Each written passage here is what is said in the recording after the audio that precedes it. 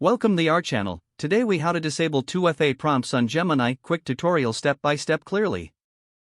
To disable two-factor authentication prompts on Gemini, start by opening the Gemini app on your device. Log into your Gemini account with your username and password.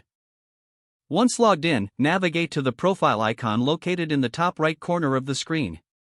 Tap on the profile icon to open your account settings. In the Settings menu, look for the Security option and select it. Under the Security section, locate the two-factor authentication settings. You should see an option labeled Disable Two-Factor Authentication.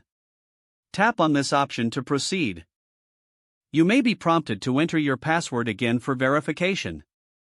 Input your password into the required field and confirm your choice.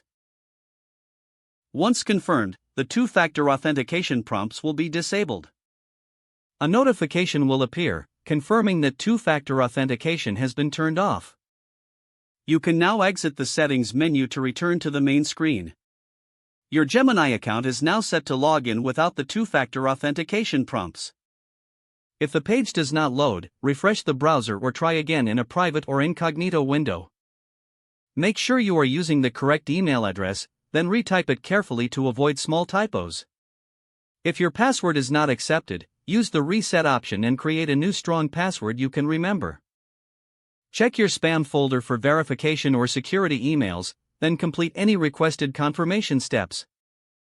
Enable two-factor authentication if available to improve account security and reduce unauthorized access risk. After signing in, review your profile details so your contact information and settings are accurate and current. If you see an error message, note it down and try again after restarting your device and internet connection. Log out when you finish, especially on shared devices, to keep your account and payment information secure. If the page does not load, refresh the browser or try again in a private or incognito window.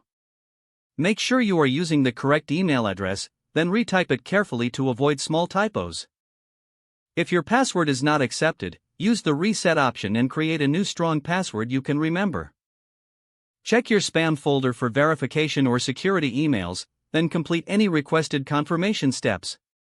Enable two-factor authentication if available to improve account security and reduce unauthorized access risk. After signing in, review your profile details so your contact information and settings are accurate and current.